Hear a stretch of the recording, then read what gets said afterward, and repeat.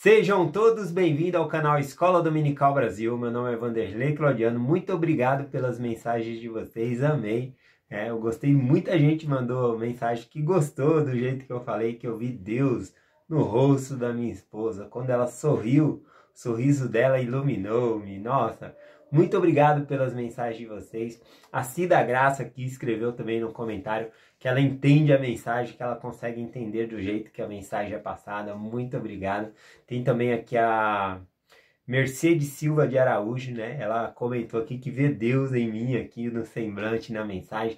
Muito obrigado. Eu vejo Deus nas mensagens que vocês mandam. Vocês são tão carinhosos nas mensagens de vocês. Muito obrigado. Hoje eu vou compartilhar com vocês aqui Deuteronômio capítulo 33.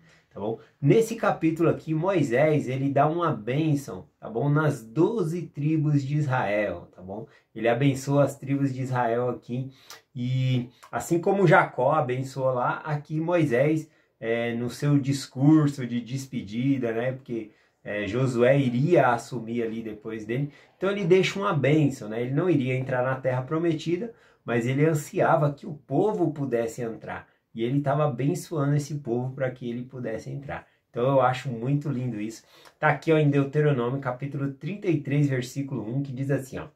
Esta é a bênção com que Moisés, homem de Deus, abençoou os filhos de Israel antes de sua morte. Bom, eu quero esclarecer algumas coisas aqui depois, mas falando a respeito da morte de Moisés, né?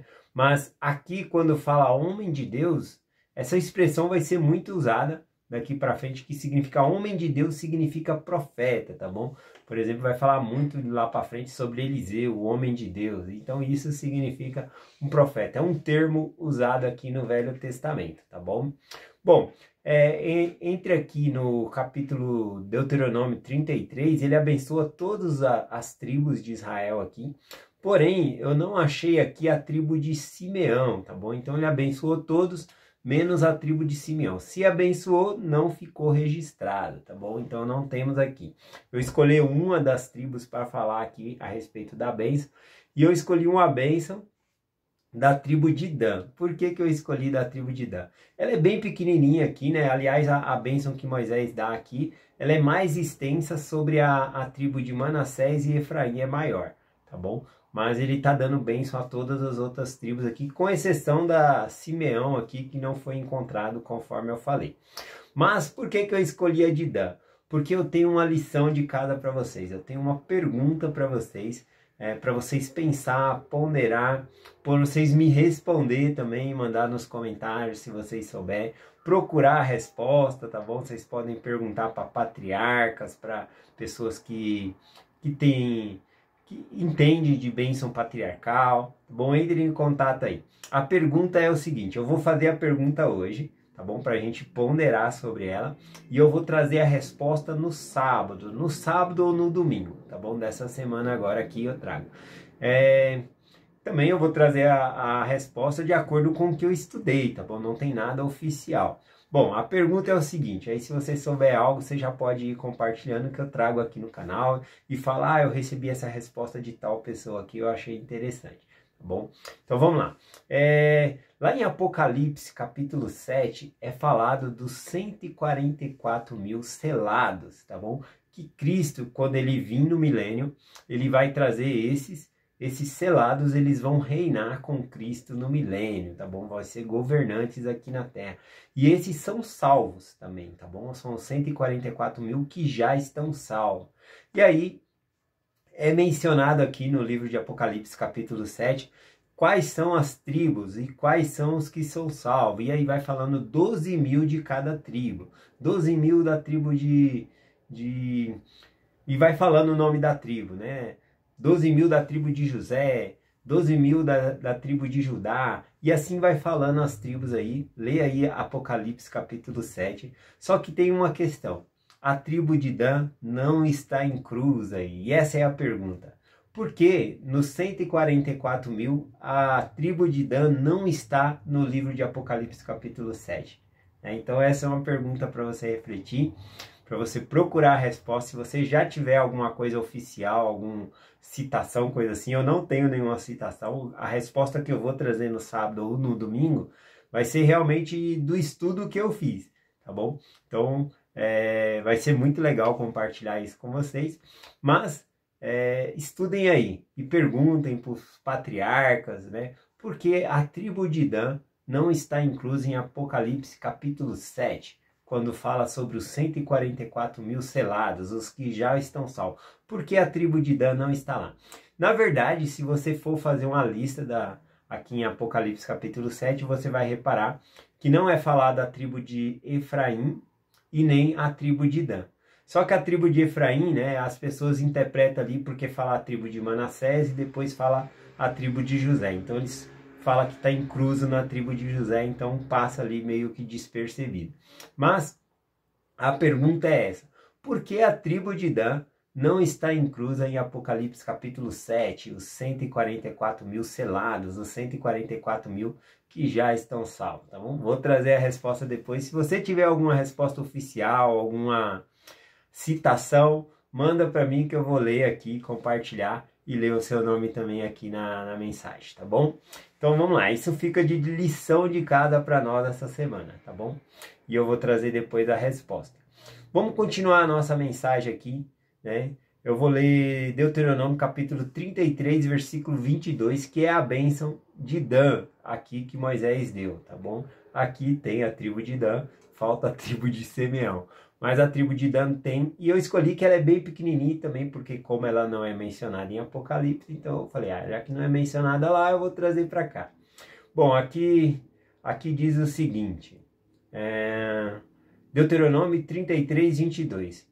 E de Dan disse, ou seja, Moisés ele está abençoando a tribo de Dan e ele disse, Dan é leãozinho, saltará de Bazã, né? Aqui tem que ele está falando, né? Saltará de Bazã. Bazã, ela é uma região muito fértil que se encontra ali vai ser verde espaço, né? Uma região muito fértil no norte de Samaria.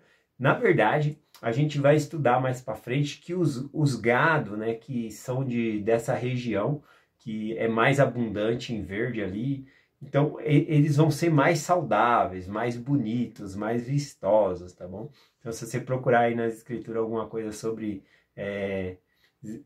Bazã, vai falar sobre isso, sobre as vacas de Bazã, tá bom? Então, tá sendo prometido para Dan aqui uma região muito fértil, tá bom? Então, essa é a bênção aqui que Moisés ele tá dando na tribo de Dan.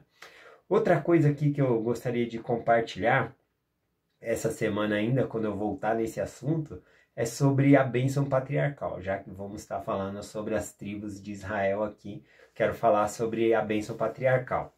Bom, e em Deuteronômio 33, 29, ele não somente abençoa as tribos, especificamente as tribos ali, tá bom? Mas também abençoa toda a tribo de Israel. Por exemplo, no versículo 29 aqui ele diz assim, bem-aventurado tu, ó Israel, quem é como tu? O povo salvo pelo Senhor, escudo de teu socorro. Ele está falando que entre os povos e nações que Deus tem, nenhum é como Israel, porque Deus escolheu Israel. Bom? E que aqui que ele fala, escudo de teu socorro, ou seja, Deus é a nossa proteção, né? Espada de tua alteza, né? A espada da sua vitória. Deus é a espada da nossa vitória. Pelo que os teus inimigos serão sujeitos, e tu pisarás sobre os seus altos.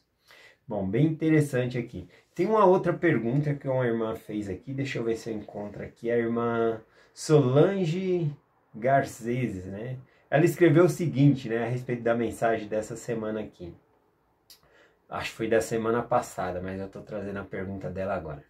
Moisés escreveu o livro de Números, então não é estranho que ele mesmo falar dele, que ele era bom e o mais manso de toda a terra, né? Eu vou explicar um pouquinho sobre isso aqui. Apesar de aparentar que o povo tinha que se apesar que para aguentar o povo tinha que ser muito manso mesmo, né? Então, muito obrigado pela sua pergunta aqui, né, Solange? A respeito de... não é estranho que Moisés falou que ele era o homem mais manso de todos da terra aqui? Então, na verdade, esse registro aqui de Moisés, o Pentateuco, ele foi... Outras pessoas até questionam sobre isso. Falam assim, será que Moisés escreveu realmente o Pentateuco? Porque se o Pentateuco menciona a morte de Moisés, como que ele escreveu sobre a própria morte dele ali? Então eu vou explicar um pouquinho sobre aqui, tá bom? Existe a possibilidade de Josué ter escrito, né, revisado esses registros aqui também. Só que o que acontece? O Pentateuco que nós temos agora, que o Penta significa 5, tá bom? Os 5 primeiros livros que nós temos na Bíblia agora, ele foi passado por uma revisão. E aí dá para nós vermos isso em alguns versículos aqui. Por exemplo, lá em Deuteronômio capítulo 34, versículo 2, diz assim, ó: e todo o Naftali, e a terra de Efraim, e Manassés, e toda a terra de Judá, além do mar ocidental. Bom, é o mar Mediterrâneo ali, né?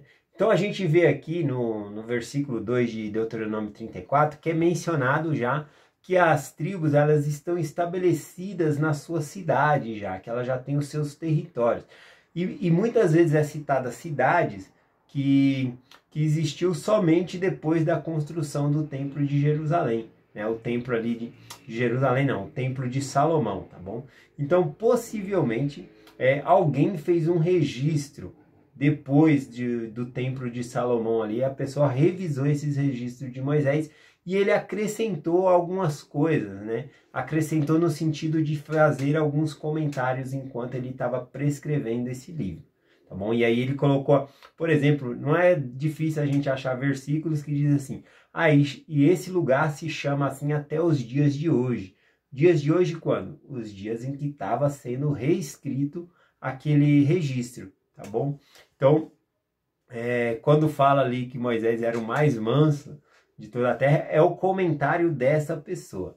Também tem aqui, por exemplo, para falar aqui, ó, Deuteronômio, o 34, versículos 5 e 6, que fala sobre a morte. A pessoa que está revisando esse registro, né, por não ter informação, ele colocou ali como morte de Moisés, mas na verdade Moisés ele foi transladado. Então a pessoa, por não entender muito ali na questão, acabou acrescentando como se ele tivesse morrido, tá bom? Eu vou ler aqui, ó, Deuteronômio 34, 5. Assim Moisés, servo do Senhor, morreu ali na terra de Moabe, conforme a palavra do Senhor. E o sepultou num vale, na terra de Moabe, defronte de Betel-per. E ninguém soube até hoje o lugar de sua sepultura. Olha só que interessante. Até os dias de hoje, ninguém sabe o lugar da sua sepultura. Era o dia que ele estava prescrevendo o registro que era de Moisés. Ou seja, conta que Moisés foi sepultado, mas que ninguém sabia onde ele havia sido sepultado. E ele fazendo esse registro, ele fala aqui, né, conforme a palavra do Senhor. Ele morreu conforme a palavra do Senhor. Esse conforme a palavra do Senhor significa que ele foi arrebatado, na verdade. Tá bom? Então a pessoa teve um pouquinho de confusão aqui na hora de prescrever o escrito de Moisés, tá bom?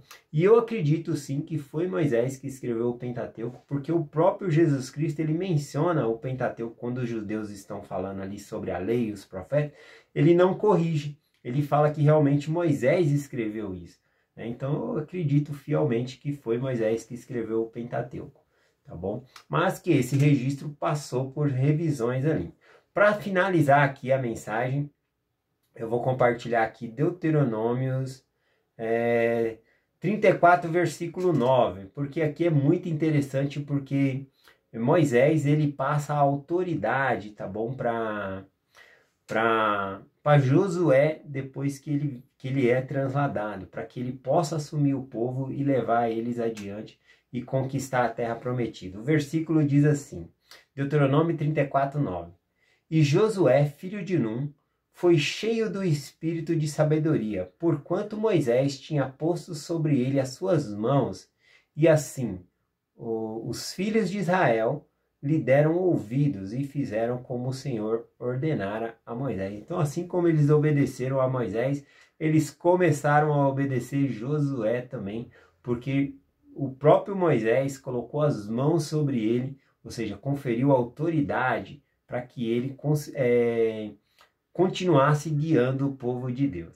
Então todos viram isso, ele recebendo essa autoridade e que ele seria o sucessor de Moisés, tá bom? Tarefa muito difícil, porque Moisés ele era um grande profeta, conforme descrito aqui no capítulo 34. Nunca mais se levantou um profeta como Moisés. Quanta coisa Moisés fez, né? Trouxe toda essa lei, organizou o povo, quantos sinais e maravilhas. Eu acho que não teve outro profeta que fez tantos sinais e maravilhas como Moisés. Tirou o povo do Egito, né? O Senhor tirou pela mão de Moisés. Então, eu só quero compartilhar essa mensagem com a lição de casa sobre a tribo de Dan, lá em Apocalipse 7, tá bom? Pesquisem aí porque a tribo de Dan não está lá no livro de Apocalipse capítulo 7. Sempre os 144 mil ali, tá bom? E eu deixo essa mensagem com vocês, falando que a autoridade do sacerdócio é real. Eu sei que Moisés, ele foi transladado, porque ele apareceu no Monte da Transfiguração para Pedro, Tiago e João, né? Jesus Cristo se transfigurou na frente de Pedro, Tiago e João e apareceu Moisés e Elias. Elias tinha sido transladado também. Então, Moisés não ressuscitou para estar ali. Por quê? Porque o primeiro a ressuscitar foi Jesus Cristo. Ninguém ressuscitou antes de Jesus Cristo. Bom, outros se levantaram da morte, mas depois morreu, que é o caso ali de Lázaro, o filho da viúva de Naim. São pessoas que Cristo levantou da morte, mas depois eles morreram, tá bom? Então não era a ressurreição. Então eu sei que Moisés ele foi transladado, tá bom? Que não houve a morte dele. Eu deixo essa mensagem com vocês, em nome de Jesus Cristo. Amém. Até amanhã.